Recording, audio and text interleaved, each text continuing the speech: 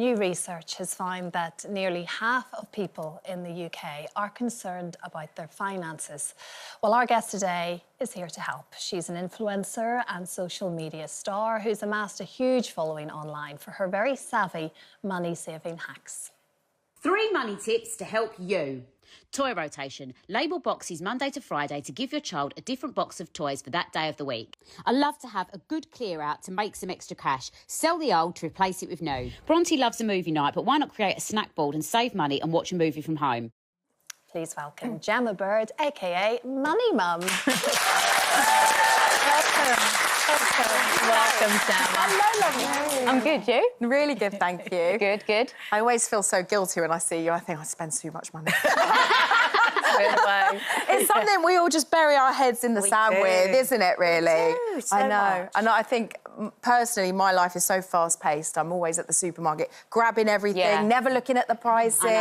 It's like the worst. I know, yeah. I mean, I think for a lot of us, you know, food costs are, you know, one of the biggest. I mean, everything's gone up, hasn't it? There isn't And it's anything. got smaller. Yeah. Butter. Yeah, everything's got smaller and everything's gone up, but no one's wages have. So everything's out of kilter, like gas, electric, petrol, every single thing's gone up, but it doesn't seem like everything else has. So, like, yeah, food costs here are, like, a huge... Because you have to eat, right? But you've got families, you know, with young kids who don't understand that. What would you recommend that they do? Yeah, so for me, as I say, that's something that you physically need. We all need to eat. So the first thing I always do, and I always have done, is I go through all my cupboards before I go shopping. I know it sounds really obvious, but there's lots of times, and my mother-in-law's one of them, she'll buy another can of beans and she's already got 5 cans of beans in. It's having a look around and seeing what you actually need.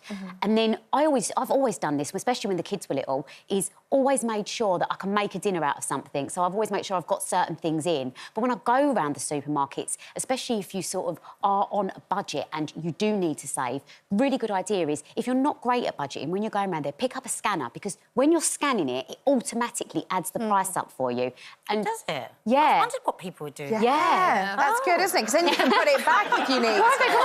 Yeah. Perfect. Yeah, so it's a really good one to do, because if you're scanning it, I think if you can see the number and you're like, oh my goodness me, it's already up to £100, because let's face it, it's a couple of bags of shopping nowadays. It becomes real then, doesn't it? Then it becomes real money and not this Monopoly money that you're just putting in and doing it willy-nilly. And also taking your time in the supermarket, that's so important. Like, if you can save yourself a bit of money, like I've got lots of friends that say to me, but I don't have the time. But I said to my friend the other day, you know, you're in a job that she doesn't particularly like. She says she earns roughly £12 an hour. But I said, if you went to the supermarket and you spent an extra hour in there and you saved 30 quid, that's like sort of over 2 hours work that you have to do to earn that money. So if you start thinking about it like that, like I always say, like, really appreciating that just that £10 note, then it makes everything... I just think it's like your mindset starts to shift a bit, And the other thing is, I'd like to add a little tip here. Don't go to supermarket hungry. You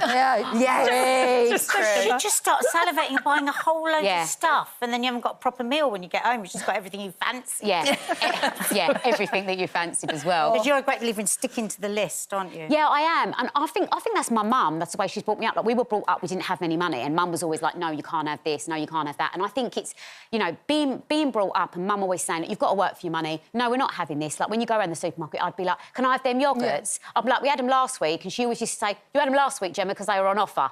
You know? We're not having them this week. That's really interesting, because you say the word no. And not many people like to use the word no now. Yeah. You think it's something that we should really be advocating again for our kids? Yeah, I'm such a great believer in it. Like, I think there's nothing wrong with saying no to your children. Like, to be honest, I say no more than I say yes. That's my main vocabulary. Can I have a no? Can I have no?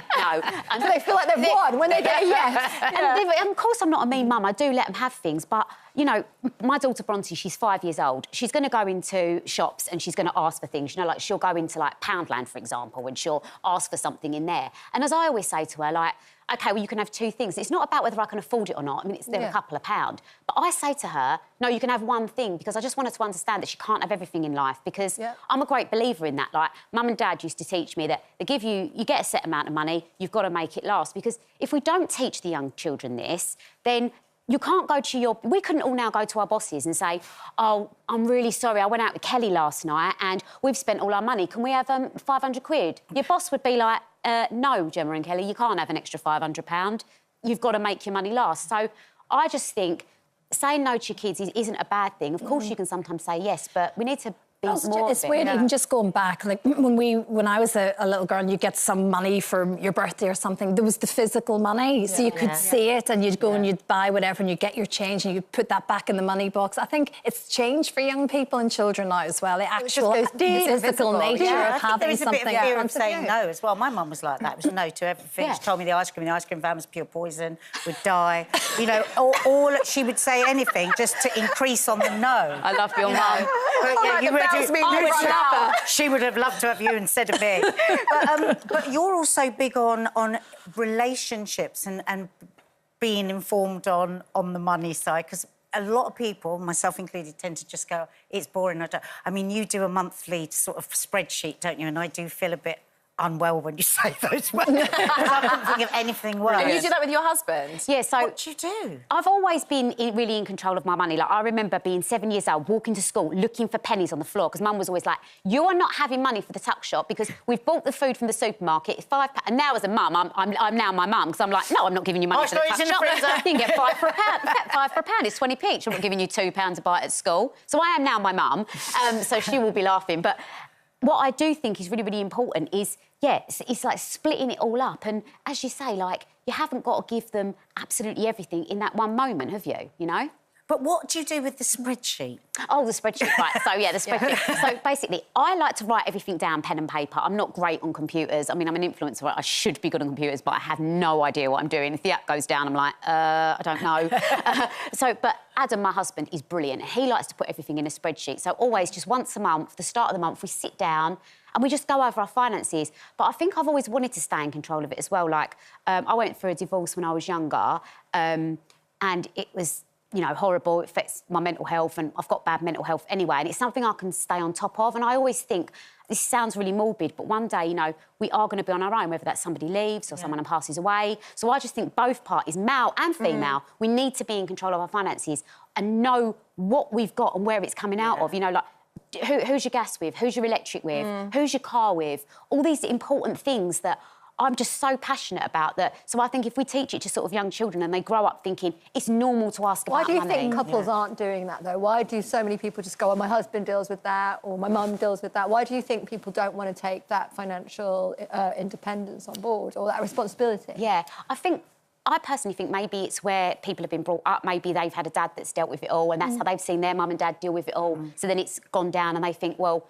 I don't work, so he deals with it all. So, like, in our It can also be quite boring and intense, because I'm not good with it. I'm just terrible with math. I think so it's hard to engage, isn't it? It's such a dirty word, isn't it, talking about money and how much money you've got or how much money you haven't got. See it as dirty. Why do you think it is such a taboo to talk about money and saving money and spending money? I think from such a young age, from day dot, you are told, don't talk about money. Don't tell people what you earn. Rude, isn't You're it? not allowed to talk about it at all. Like, if I said this earlier, actually, and I said, if I walked over and I was like, hi, Marlene, you're right, how much money do you earn a year? You'd be absolutely horrified. When I walked out, you'd all talk about me like, she's so rude. I can't believe she said that. So I think because we're saying this to young, whereas I think it's so important that we're starting to teach it in schools and just having open and honest conversations and saying, you know, when you get your first job, maybe this is the time to put some money away, because before you've got children or... I love you.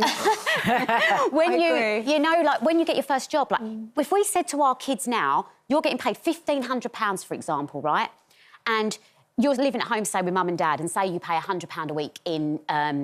housekeeping. Now, not everyone's got that benefit, not everyone's got a nice home, and I totally, you know, understand that. But if they do, they've got £1,100 surplus. That's probably the richest they're ever going to be in the next 20 years, because they're going to meet people.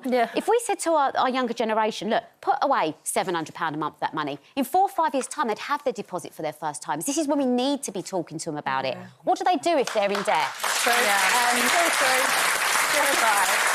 Sorry, I'm so passionate. You're so right. About it. Honestly, it's like mortgages as well. All these things, like, there's interest. We need to make sure it's not a dirty word, that if you are in debt, you can come to me and say, I can't afford to do it. And these WhatsApp groups, when everyone's like, oh, should we all get together and go out and it's £100?